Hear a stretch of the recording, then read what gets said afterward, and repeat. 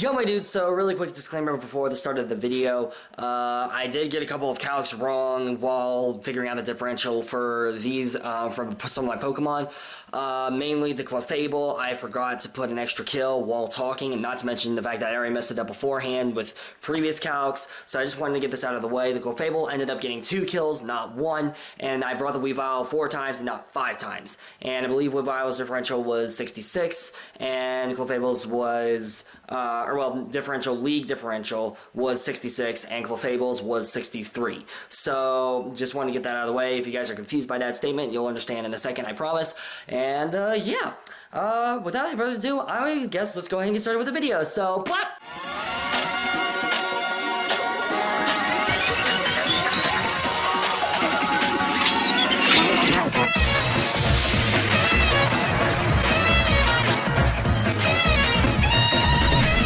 What up, Homedawgs? My name is Gokey Gamer, and welcome everybody to the season analysis of the International Battle Association Season 1 Milwaukee Medichams run. That is a mouthful, not even gonna lie, and that probably didn't make any sense to you, but you know what, it's fine. So, we are here, we are live, we're doing the darn thing. So, the main purpose of this video is just to kind of express my thoughts about my team going into this season of the IBA, what I thought about it, the Pokemon that I liked, the Pokemon that I didn't like, all the ins and outs of my team, just kind of going into an in-depth analysis. It not only helps me kind of determine what more my playstyle is, since I'm still kind of trying to learn that myself, and also what Pokemon I like to use personally, but it also works for you guys just to hear my thought process on Pokemon and see what you guys think about my opinions and stuff like that, and if you guys agree with them, or if you guys think other monsters were more useful or what. So, you know what, it's fun, it's a great time, it's a great time. This is basically going to be like the SSL, which if you guys weren't here for that, this first section, this first video that'll be going up on Friday, is going to be just about the Pokemon. It's going to be me talking about the Pokemon that I had on the team, how I used them, what I liked about them, things like that. And things I didn't like about them, and their statistics as well. And then part 2 will be going up tomorrow on Saturday, if everything goes to plan, crossing fingers. That part will be about my battles, where I'll go into, like, an analysis of my battles, and I already have notes about all that and stuff like that, so, it'll be basically me talking about the battles, talking about what plays I could have done differently, plays that took me by surprise by my opponents, things like that. So, yeah. Without any further ado, I say, let's go ahead and get started with this video! Also, I'll be going in the order that I drafted the Pokemon in, not necessarily how good they did, so keep that in mind as well. Hopefully that doesn't get too confusing, crossing fingers. But anyways, number 1. So the first Pokemon that we actually ended up drafting was MANDIBUZZ. Now, the reason I drafted MANDIBUZZ in the first place, like I said in the draft breakdown, way back before the first week of the IBA, I originally drafted this thing to do Whirlwind strats against Dynamax Pokemon, but then I realized, wait a minute, me big stupid brain, Whirlwind does not work on Dynamax Pokemon. So, that was kind of ridiculous on my part. However, I still kept it on the team because it's a very, very valuable tank. It can learn Toxic by level up. It's just a naturally bulky Mon with over 100 base in HP and defense, and 95 in special defense, I swear I word. And it learns Roost, it has very good defensive typing, and it just is really good for that front, and it's also a great defogger and things like that. So, the stats for MANDIBUZZ, aka Mandy, we brought it 3 out of the 8 weeks to the battles. This is all during the regular season. The MVP week for MANDIBUZZ was week 7 versus Titan Gaming. She's gotten 1 kill, she's died 3 times, so every single time she was brought, she was killed, and so her differential is -2. Her team ranking is number 6, and her league ranking is number 54, which is tied with Titanol, Ferrothorn, Rotom Regular, and Jolteon. Titanol was on Titan Gaming's team, Ferrothorn was on Rebel Trainer's team, Rotom Regular was on Slightly Salty's team, and Jolteon is on our team. So Jolteon actually tied with MANDIBUZZ for 6th place as well. And for my personal ranking on it, it is good, but not on this team. So what I mean by that is, MANDIBUZZ in and of itself is a very phenomenal Pokemon. However, I felt like with this particular team, I felt like it didn't really mix well with not just my playstyle, but also that...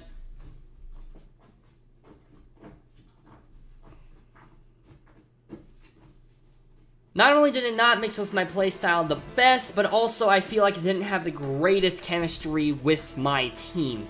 And it's just really interesting for me because MANDIBUZZ in and of itself is a broken Pokemon, right? But it can take hits for days, it can do all that fun stuff, it can heal, it can set up, it is a monster. However, again, I only brought it for specific times when it was really good against somebody's team, like Salty or Titan. Which I definitely found kind of interesting from my kind of standpoint, just MANDIBUZZ is that busted of a Pokemon, but I didn't use it that much. Especially considering it was my first round pick. Now, would I draft it again? 1000%.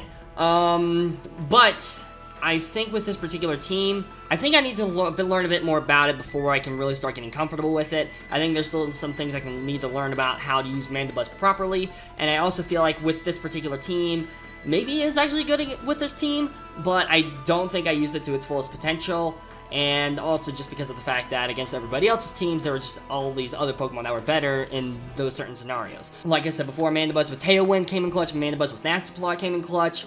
There were several times where MANDIBUZZ came in clutch in the fight she was brought to, so she was a very valuable team member for those specific fights, but I just never felt comfortable bringing her that much. So, MANDIBUZZ, overall a great team member, but I think I need to learn a bit more how to use it a bit better, and also, maybe not necessarily for this team. Now for the next Pokemon that we have got, the second Pokemon that we drafted right after MANDIBUZZ was a Pokemon that I originally drafted just so nobody else would draft it to counter MANDIBUZZ, and it is CLEFABLE, probably one of the best fairy types in the game, if not the best. We have nicknamed her Pinky, of course, obviously. We brought CLEFABLE 6 times, which is absolutely phenomenal. 6 out of 8 times is amazing. That her MVP week was number 3 versus Wes, with the kill versus the Dracovish and setting up rocks and the passive death on Mew. She's killed 6 Pokemon with a passive death of 1, which again was the Mew with the Stealth Rocks, I'm pretty sure, as well as the Sticky Barb that we tricked on it. She had only died twice, and so her differential is -4.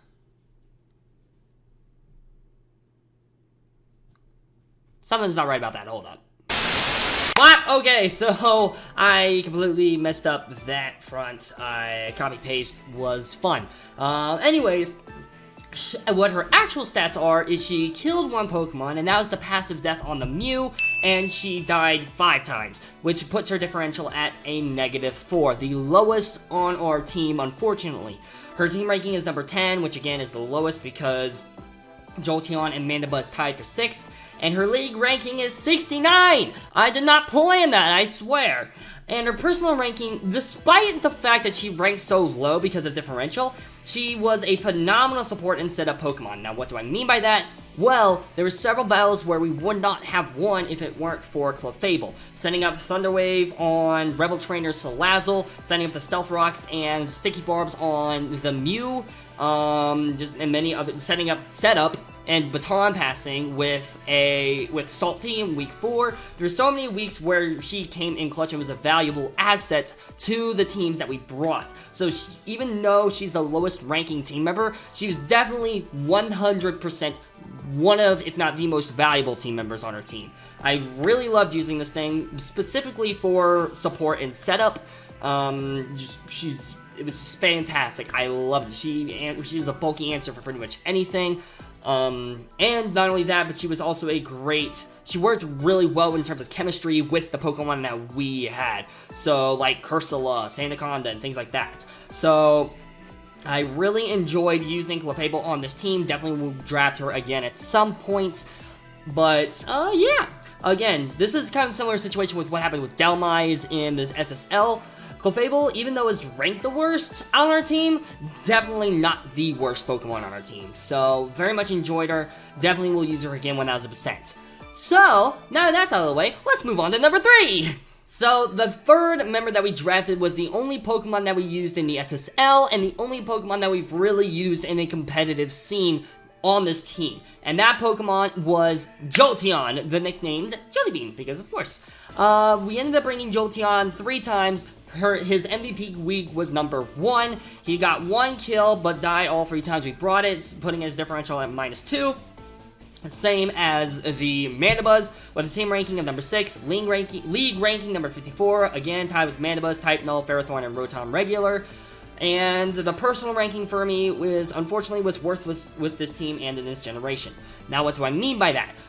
Well, for those of you who don't know, Hidden Power, which was a valuable move on Jolteon, every single Jolteon in competitive would run Hidden Power, was removed from Sword and Shield, so we could not use Hidden Power on Jolteon. Again, the only reason I drafted Jolteon was to have him on that I had used previously in competitive, because I didn't want it to go into this league with all of my mons just, you know, kind of thing. So I wanted to have at least a little bit of familiarity to my team to at least start off the league, so that way I can kind of get used to my other team members, and Jolteon would be kind of a more valuable asset. Unfortunately, Jolteon didn't even really do that well. Again, MVP week was number 1. We could have set up with the Jolteon, and I'll talk about that in the battles video, where week 1 could have gone better with Jolteon. But by far, Jolteon's big week was number 1 the very first week. The second week, he did okay versus Rebel Trainer, getting a hit on the Flygon, but that was pretty much it. And then just died immediately to Sandrush Excadrill week 8, which we all know about and love. So, again, my personal rank with Jolteon, very, very good speedster, very, very good special attacker, just not on this team. And the fact that it has such a limited moveset really hurts it way too much. And I hate that because Jolteon's my favorite evolution. I loved using it in Gen 7 competitive, including the SSL Draft League, and I even had a Ground and Electric doubles team that had Jolteon with Discharge on it. And Volt Absorb, so it was a lot of fun to use for that as well, but unfortunately, Jolteon just couldn't really pull that much weight in this league and on this team because of the generation removing Hidden Power, and also just because it was way too frail against a lot of these other bulky boys. So, unfortunately, Jolteon kind of sat in the back for the majority of this league, just like me with football that year that I took. But we don't talk about that. So, yeah, hope I can use Jolteon again in the future for sure. I still love him. He's my favorite evolution, obviously. Of course, I'll love him. Hopefully, he'll get a better moveset. And, yeah. Anyways, moving on to number 4. Now, number 4 is a Pokemon that I actually drafted that I'm kind of excited about, and I'm surprised it didn't do as well as I thought it did, but it was still really interesting. And that is our Coalossal, VOLGA the Coalossal. We ended up bringing Coalossal 4 times out of the 8 weeks. MVP week was number 2 versus Rebel Trainer. He got 1 kill, died 3 times, and has a differential of -2. Though the week that he survived was actually week he never hit the field, which was week 3 versus Wes. Team ranking is number 7, and league ranking is number 55, literally right below Jolteon and MANDIBUZZ, which is kind of insane.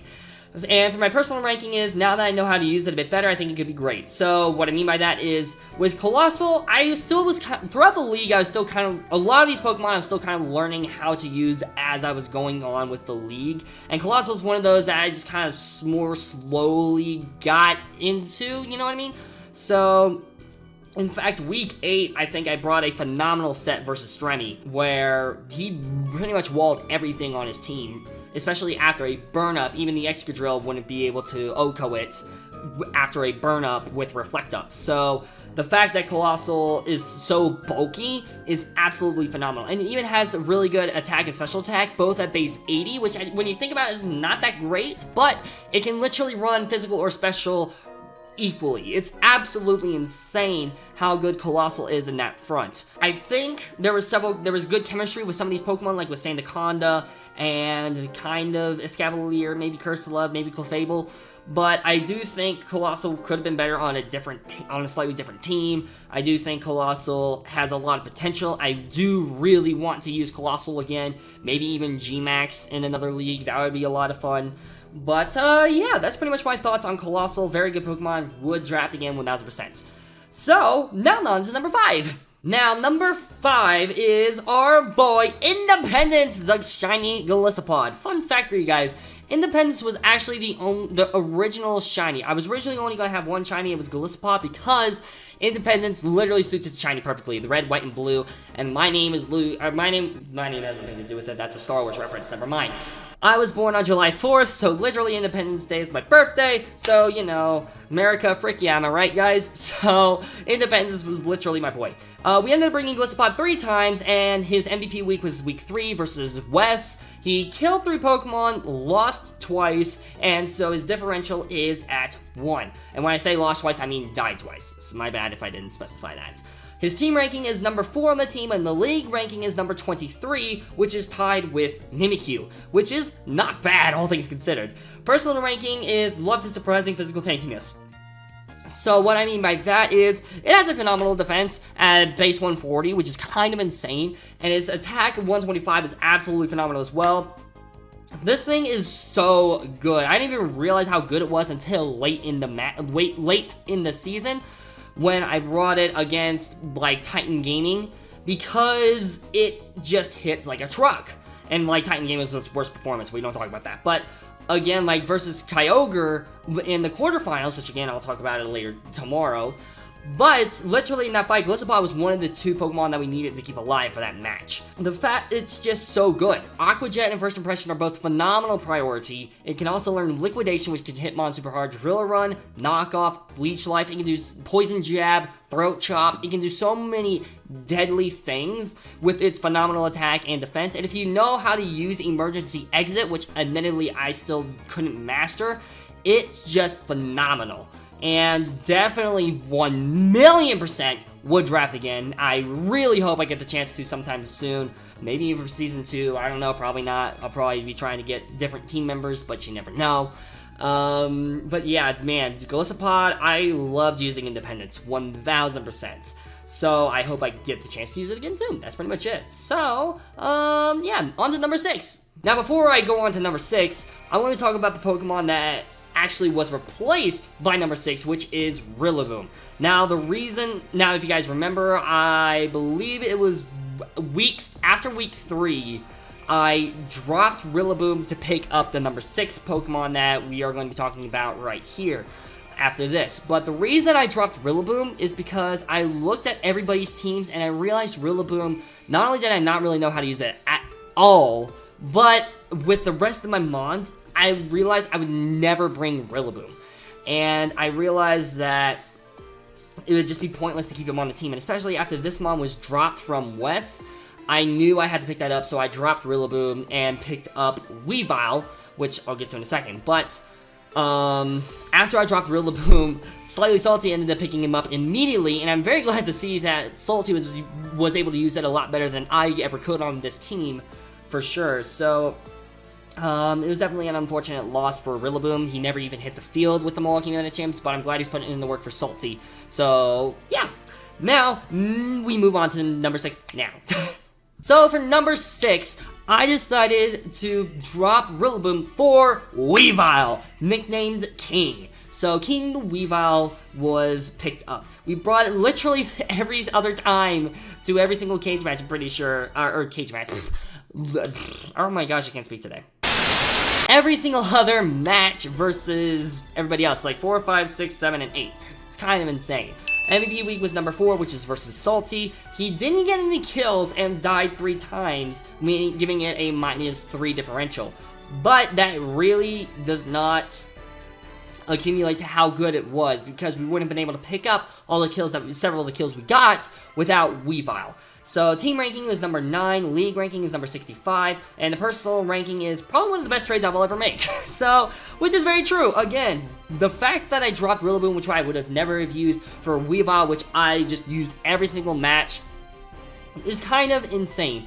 Again, it helped pick up the kill versus the G-Max Hatterene week 5. It helped me a lot in week 4 against, like, Sylveon with a Poison Jab and stuff like that. Kind of had to use it as a sack in week 6, but we don't talk about that. And there were just other situations as well where it just came in clutch a lot. So, I can't remember. Did I bring it week 8?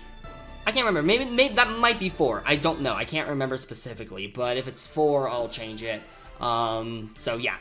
But yeah, Weavile is a really good Pokemon with a really great variety, like in Brick Break, Low Kick, Throat Chop, Icicle Crash, Ice Shard, Knockoff. It learns a good variety of moves, and it's a very speedy mon with base 125 speed, I believe, and 120 attack. So it can just hit things super, super hard.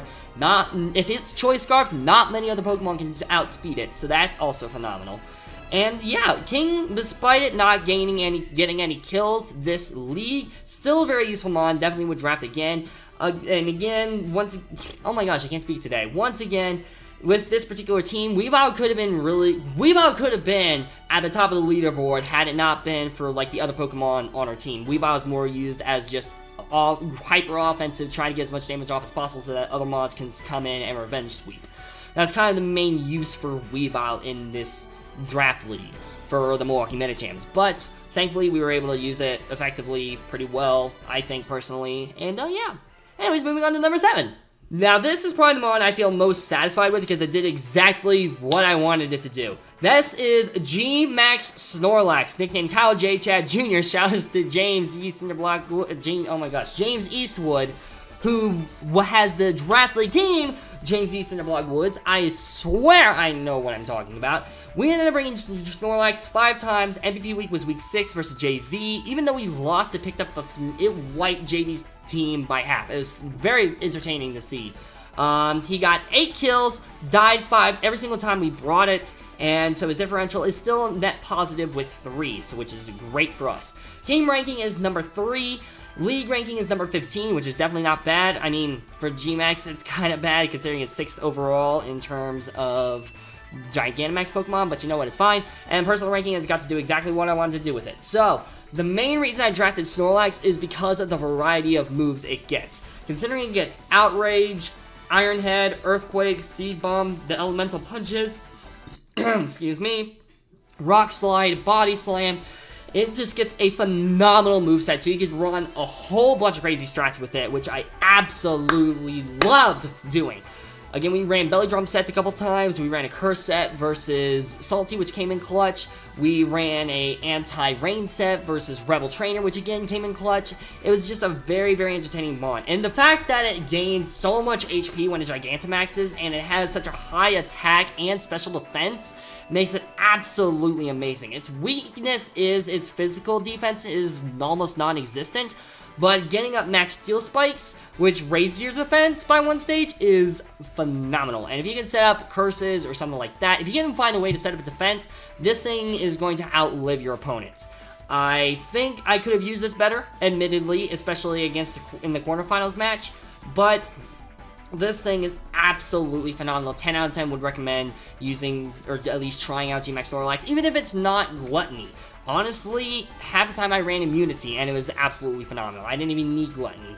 So, definitely 1000% recommend you checking this guy out. But anyways, moving on to number 8. Now, number 8 on the team, as you know, is Hitmonlee. Now, we actually did draft Como-O later on, and then we changed it out for ESCAVALIER later on, like the day after we did the drafting. So, and I kept Hitmonlee. And I do not regret that a single bit. So we got Bruce, the Hitmonlee here. We ended up bringing Hitmonlee 6 times, which is, again, absolutely phenomenal. Same amount of times as CLEFABLE, which is insane. The MVP week was week 7 versus Titan Gaming. He gained 6 kills, which is phenomenal. One of those was a passive death, which was Gmax Hatterene dying to poison from Hitmonlee's poison jab, and Hitmonlee died 2 times, putting his differential at 4. Tied with the number 1 user on our team. Team ranking is number 2, league ranking is number 12, and my personal ranking with it is I'm very glad that I went with my gut. So, what I mean by that?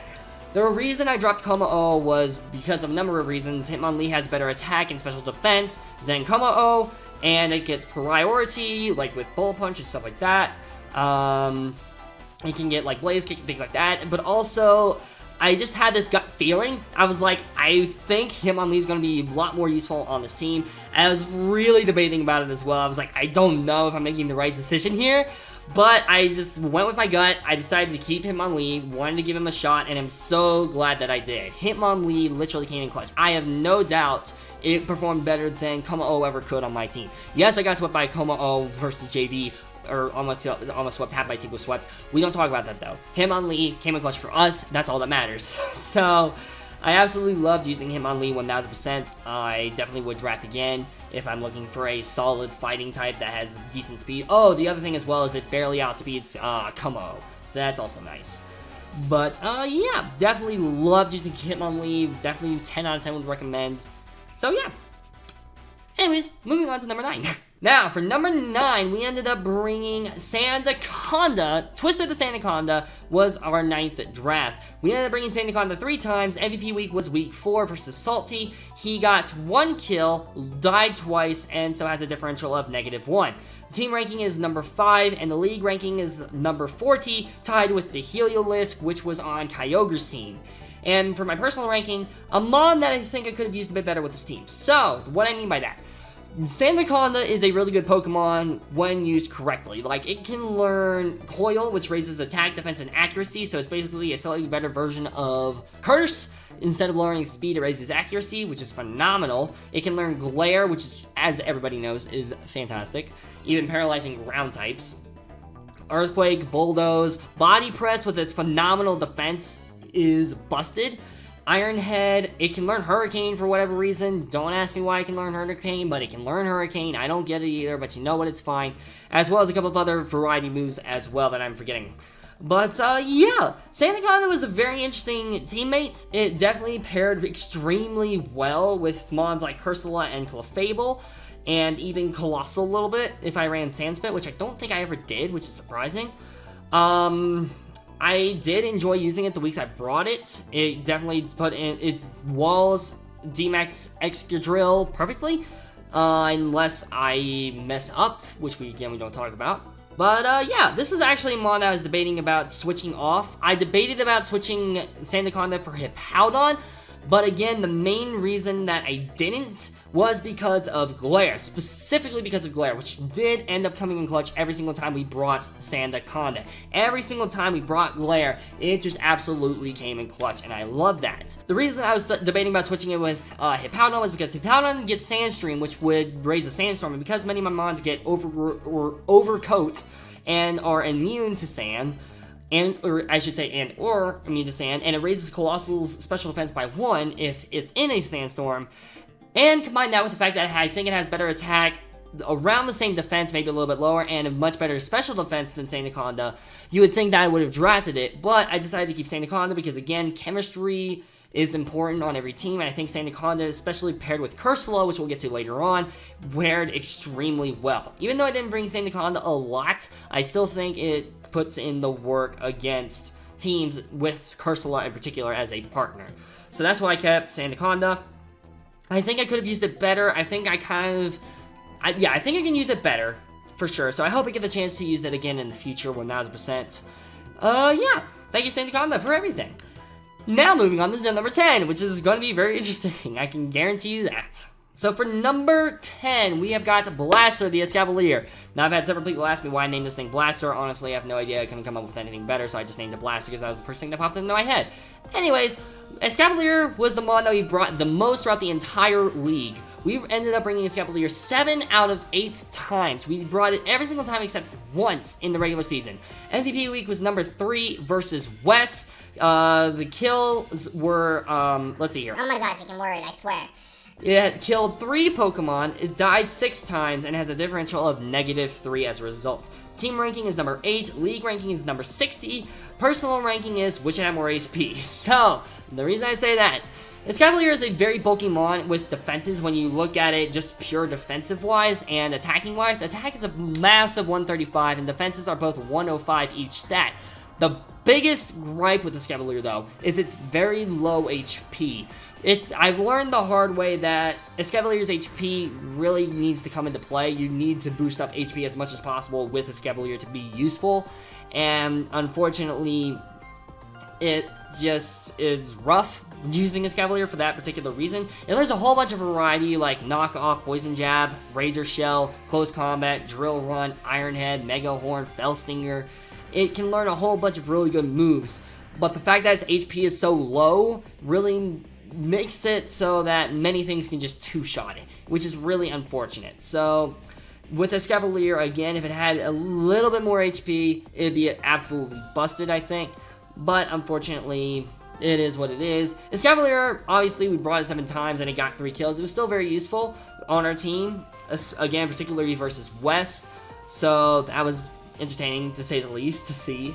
Yeah. ESCAVALIER is a great Pokemon. I think I could have drafted, maybe swapped it out for something else, maybe. I don't know.